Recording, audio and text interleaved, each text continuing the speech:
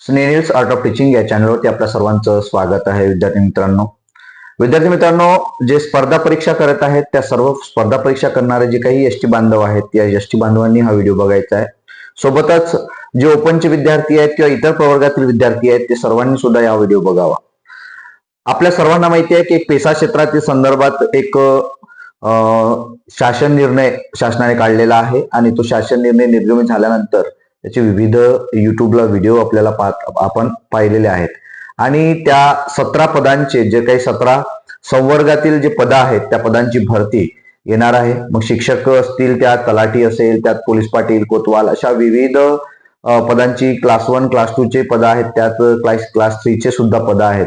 अशा 17 संवर्गातील पदांची पेसा क्षेत्रातील जे काही भरती होती त्या भरतीवरती स्थगिती आली होती. ती जी केस आहे ती सुप्रीम कोर्टामध्ये प्रलंबित होती आणि त्याच्यावरती केस म्हणजे जिंकल्यानंतर या सर्व गोष्टी थांबलेल्या होत्या आणि त्यामुळं शासनाच्या माध्यमातून एक मार्गदर्शक म्हणून भूमिका मागवण्यात आलेली होती आणि त्याचं उत्तर म्हणून आपल्या सर्वांचा एक शासन निर्णय निर्गमित करण्यात आलेला आहे. महाराष्ट्र शासन सामान्य प्रशासन विभागाचा हा GR आहे, परिपत्रक आहे. त्यात सूच्या सुद्धा दिल्या आहेत, अ ब क अशी सूची दिलेली आहे. आणि महत्वाचा मुद्दा मी या ठिकाणी मांडणार आहे की याच्यापूर्वी एक व्हिडिओ मी बनवलेला आहे, तो शिक्षक भरती जागा वाढणार आहे, सर्वच जागा वाढणार आहे. मग तलाठी असेल किंवा मग आपल्या शिक्षक भरतीच्या जागा असतील की जे विविध पद जे काही आहेत 17 पद विविध संवर्गाची पद ती भरली जाणार आहेत. तर त्या पदांची जी काही असणार आहे त्यामध्ये जी भूमिका असणार आहे ती आदिवासीच्या विरोधातली किंवा अन्यायाची भूमिका ही शासनाच्या माध्यमातून या ठिकाणी दिसत आहे. आपल्याला माहिती आहे की पेसा क्षेत्रातील जिल्हे किती येत असतात, पेसा क्षेत्रातील जिल्ह्यांचा काय स्थिती आहे. गडचिरोलीचं मी उदाहरण तुम्हाला देईन, चंद्रपूरचं उदाहरण मी तुम्हाला देणार आहे किंवा इतर जे काही 13 जिल्हे आहेत त्याचं उदाहरण मी तुम्हाला देणार आहे. तत्पूर्वी माझ्या चॅनलला आपण पहिल्यांदा आले असाल तर माझ्या चॅनलला सबस्क्राईब करा, जेणेकरून येणारे जे अपडेट्स असतील ते अपडेट आपल्या चॅनलवरती कायमस्वरूपी मिळत जाईल. आपल्याला माहिती आहे पेसा क्षेत्र जो काही पेसा ऍक्ट जो आहे 1996 जो आहे हा एक ऍक्ट आहे. अनुसूचित क्षेत्र म्हणजे ठरवलेले जे काही क्षेत्र होते त्या गावांच्या यादी त्या ठिकाणी दिलेले आहे आणि त्यांना पेसाचं सर्टिफिकेट त्या ठिकाणी मिळत आहे. या पेसा क्षेत्रातील जे काही विद्यार्थी असतील त्यांची 100% भरती ती त्याच प्रवर्गातील विद्यार्थ्यांनी म्हणजे एसटी प्रवर्गातील विद्यार्थ्यांनी त्याच जिल्ह्यातील किंवा ज्यांच्याकडे सर्टिफिकेट आहे त्यांचीच भरती त्या ठिकाणी केली जाते. शासनाच्या माध्यमातून जो GR निर्गमित करण्यात आलेला आहे त्या ठिकाणी असं स्पष्ट उल्लेख केलेला आहे की 50% ज्या गावची लोकसंख्या ही 50% पेक्षा जास्त आहे अशा ठिकाणी पदभरती करत असताना जी अनुसूचित जमातीतला पेसा क्षेत्रातील जो विद्यार्थी असेल ते एसटी प्रवर्गातील विद्यार्थी हा 50% त्या ठिकाणी पात्र असणार आहे. म्हणजे 50 जागा 100 जागा असतील तर 50 जागा कोणाच्या असणार आहेत, एसटी प्रवर्गातील विद्यार्थ्यांच्या त्याच पेसा क्षेत्रातील प्रवर्गाची असणार आहे आणि 50% जागा ह्या खुल्या प्रवर्गातील असणार आहे. हा खुल्या प्रवर्गातील असणार आहे. दुसरा जो मुद्दा आहे त्या ठिकाणी केलेला आहे त्यांनी की ज्या गावाची लोकसंख्या ही 25 ते 50% पर्यंत आदिवासी बहुल लोकसंख्येची असेल तर त्या ठिकाणी सुद्धा हाच मुद्दा असणार आहे. 50% त्या ठिकाणी लागू असणार आहे. अनुसूचित जमातीच्या विद्यार्थ्यांना त्या ठिकाणी त्यांच्या जागा भरल्या जाणार आहेत. म्हणजे 50-25 असेल तरी पण 50 ते 25 असेल तरी आणि 25% पर्यंत जर असेल तर अशा सुद्धा गावांना त्या ठिकाणी त्यांनी मग 25% हे एसटी प्रवर्गातील आणि इतर प्रवर्गातील 25%, इतर प्रवर्गातील 25% आणि राहिलेले जे काही 50 आहे ते खुल्या प्रवर्गातील, अशा पद्धतीने हे 3 पॉइंट या ठिकाणी दिलेले आहेत.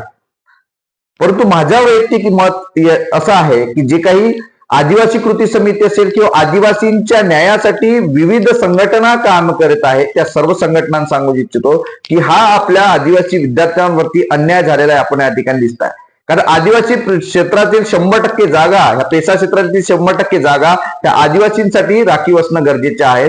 त्यात शासन मात्र 50% जागा आपल्याला या ठिकाणी देत आहे आणि खुल्या प्रवर्गातून इतर ज्या जागा आहेत त्या खुल्या प्रवर्गातून भरत आहे. आपला एक मुद्दा असा होता की सुप्रीम कोर्टाच्या माध्यमातून ज्या वेळेला आपण डिमांड करू, मागणी करू की जर पेसा क्षेत्रातील विद्यार्थी या ठिकाणी मिळाले नाही तर त्याच जिल्ह्यातील जे नॉन पेसा जिल्ह्यातील त्या जिल्ह्यातील नॉन पेसा जे विद्यार्थी एसटी प्रवर्गातील आहे त्यांना या संधी द्या.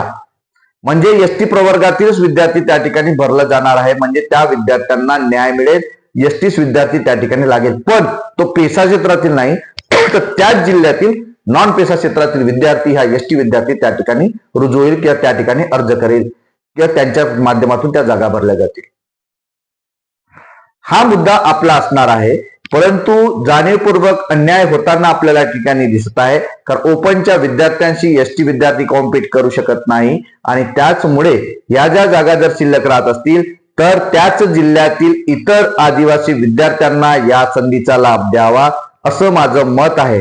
आपल्या आदिवासी विद्यार्थ्यांच्या माध्यमातून ज्या काही संघटना चालवल्या जात असतात किंवा इतर जे काही संघटना असतील, संपूर्ण महाराष्ट्र राज्यभर विविध छोट्या मोठ्या ज्या संघटना असेल, यांनी ही मागणी जोर धरून ठेवणं गरजेचं आहे, ज्या माध्यमातून या शासन निर्णय रद्द होऊन आपल्याच विद्यार्थ्यांना, या आदिवासी विद्यार्थ्यांना याची संधी मिळावी, जेणेकरून नॉन पेसा क्षेत्रातील विद्यार्थी या ठिकाणी मिळतील. शिक्षक भरतीच्या संदर्भातीलही तसंच आहे, अधिसंख्य पदांच्या संदर्भातही तेच आहे.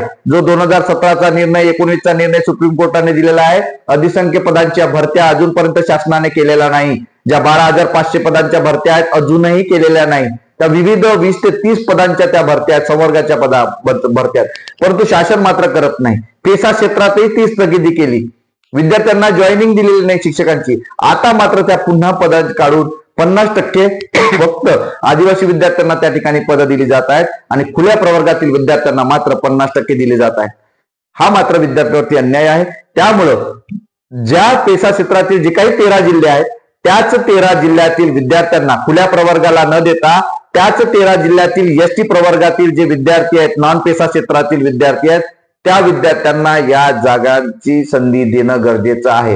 ही मी या मतातला आहे. आपल्या सर्वांना नेमकं याबद्दल काय वाटतं, आदिवासी विद्यार्थ्यांना याबद्दल काय वाटतं, खुल्या प्रवर्गातील विद्यार्थ्यांना याबद्दल काय वाटतं, इतर प्रवर्गातील विद्यार्थ्यांना याबद्दल काय वाटतं, नक्की कमेंट बॉक्स मध्ये कळवा. तुमचं यावरती मत काय असणार आहे हे सुद्धा सांगा. विद्यार्थी मित्रांनो, हे माहितीसाठी अपडेट दिलेलं होतं.